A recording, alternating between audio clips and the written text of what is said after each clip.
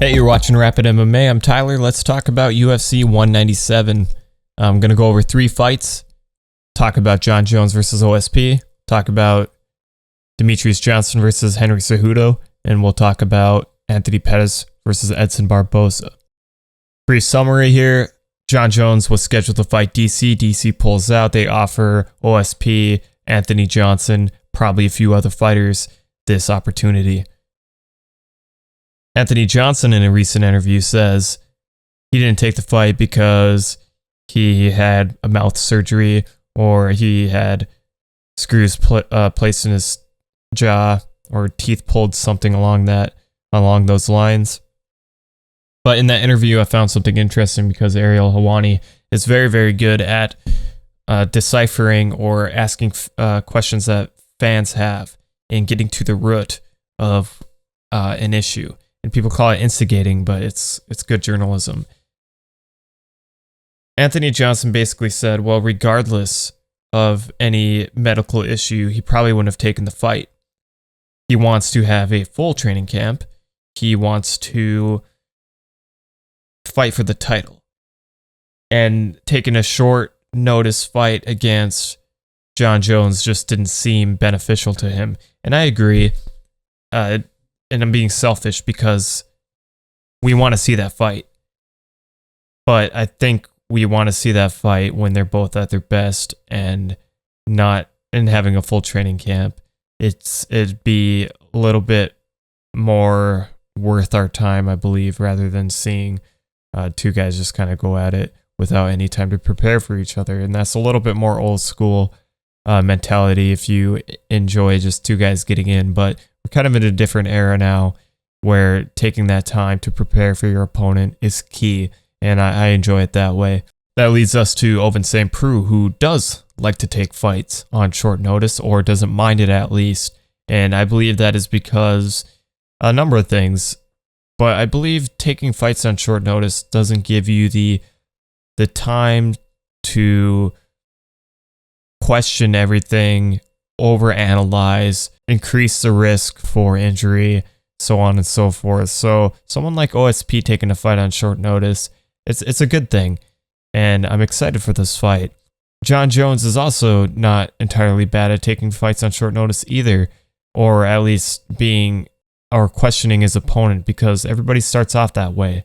When you're an amateur or starting off your professional career, you don't have a lot of tape to study. Sometimes it's on short notice already, and both these guys have experienced that in the past. Jon Jones, maybe later on in his career, took those decisions more seriously and denied some certain fights, but I'd never discredited him for that other people have.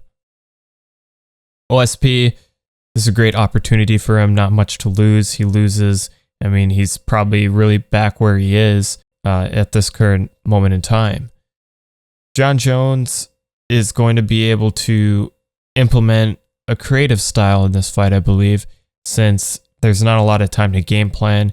I'm sure they will have game plans coming in, especially against someone like Ovince St. Preux. Ovince St. Preux reminds me a little bit of Todd Duffy in a sense. He has wide open strikes. He leaves his chin high. His striking isn't quite refined, but it works for him against the lower tier or lower echelon of fighters because he's very explosive. He's a big guy, a lot of power. And when you have that all in your favor, it makes the stand-up game quite a bit different and intimidating in a sense. Now, Jon Jones in this scenario will be able to capitalize on certain things. A lot of straight punches and angles will work for him heavily. If you look at Frank Mir versus Todd Duffy, there's a lot of traps set up by Frank Mir, and just simply boxing against Todd Duffy worked and used his own momentum, Todd Duffy's momentum, to basically throw a punch and knock him out. That has all the opportunity to take place here in this fight as well, but Jon Jones is not quite as much of a knockout artist or have those punches of a heavyweight per se, but we do know that he was lifting a lot during this camp or prior to this camp, so there might be an opportunity for Jon Jones to knock out OSP, but I really don't see it that way. I think what will happen in this fight is Jon Jones will kind of go back to his roots in a sense. I think a lot of clinching will happen in this fight. OSP coming in, John Jones taking advantage of that distance and throwing him to the ground, Greco-Roman style, as he's done in the past. And we know John Jones' goal in the past has been to work on his jiu-jitsu, and I think that's going to play quite a bit of a factor in this fight. So I think OSP's best chance, obviously, is trying to knock out John Jones. I don't think he'll be able to go 5 rounds with John Jones. It ends before that, in my opinion. I see John Jones winning this fight probably by submission, or if it's by ground and pound TKO, maybe in the second round. But I don't see this going to a third round, in my opinion. Good fight, though. OSP has a lot of opportunity. Hopefully he's able to close some of that distance and at least touch up John Jones a little bit. So we'll see. Should be a fun fight. I'm very excited for it. Demetrius Johnson versus Henry Cejudo. Obviously, Demetrius Johnson has a speed advantage here. He's much more able to combine all aspects of the game into one solid product. He mixes together all the disciplines well. And Henry Cejudo is very good at some of those things too, but I think he is not as good as DJ. Henry Cejudo is a little bit more stationary, in my opinion. He is a very good wrestler, but he doesn't display it much, and he can do it in this fight, but it's going to be difficult.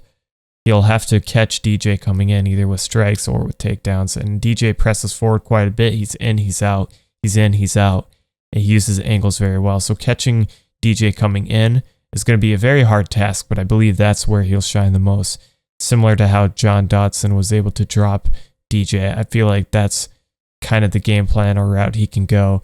Out-muscling DJ is probably the biggest opportunity he has. I think he'll probably be overall stronger than DJ, and we saw how that worked with Dominic Cruz. He's bigger and stronger. Henry Cejudo's not bigger per se, but I think he'll have more strength.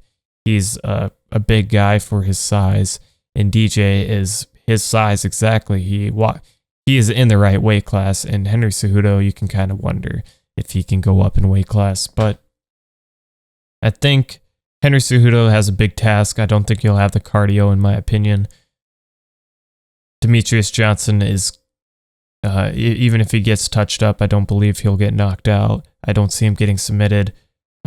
Maybe he'll lose a couple rounds if he's held down, but he's very good in the scrambles, and I just have a hard time seeing that. So I see DJ winning this fight via decision. I think he just outclasses him a little bit more overall, and Cejudo will need to work more, I believe, on some of the speed. I think speed will be a big factor in this fight. And last fight, let's talk about, well, the last fight I'm going to talk about, it's not the last fight on the main card, but I just want to talk about this fight and kind of get this video over with here. Robert Whittaker versus Rafael Natal, and then Rodriguez versus Fili. Those are the last 2 fights. Should be some good ones. I definitely think Yair Rodriguez and Andre Fili will be fight of the night. And then Robert Whittaker, I'm high on him, and I think he'll probably win that fight as well. But it's a tough fight for both guys. But like I said, let's talk about Anthony Pettis and Edson Barboza.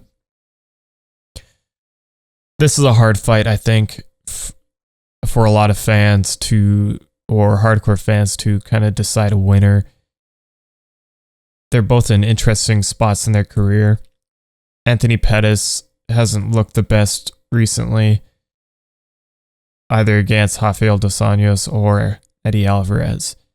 I question how much his heart is into it, and Anthony Pettis has admitted to that as well, but more in the sense that he doesn't want to fight people that just want to grapple or anything like that. That's not the style of fight Anthony Pettis enjoys, so it was hard for him to train for something like that. And that's no knock on Anthony Pettis, that's self-admitted. So this is a better fight for him. I think he'll be more motivated in this fight. But at the same time, this is what makes this fight interesting. Anthony Pettis can't lose this fight, I don't think. At least not for his stock. He can, but the hype is certainly going to die for him. Edson Barboza has a lot to gain in this fight. He lost his last fight, and Anthony Pettis is a big name. Edson Barboza will have every opportunity to capitalize on Pettis coming off a loss, Pettis without the hype, and it's a great time for Edson to fight Anthony Pettis, I think. But I don't think it's going to be a striking affair that everybody thinks it's going to be. I think it will be majority stand-up, obviously, but I think they're both going to be hesitant.